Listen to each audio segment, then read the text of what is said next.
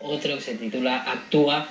¿Qué le recomendaría a los ciudadanos? ¿Qué les diría que hagan en este momento pues, de incertidumbre, de crisis, de cambio? Que no se callen, que se impliquen.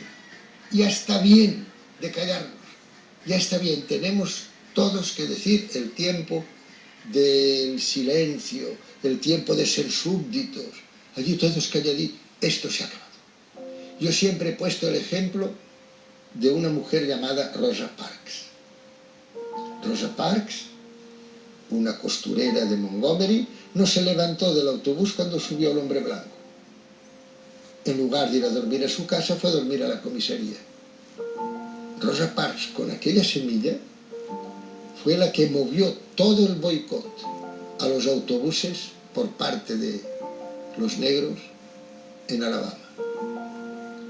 Rosa Parks fue la que hizo que un señor llamado Martin Luther King organizara la marcha en el Mall de Washington y dijera: he tenido un sueño. Rosa Parks es la que hizo posible que un día un negro firmara como presidente de los Estados Unidos de Norteamérica.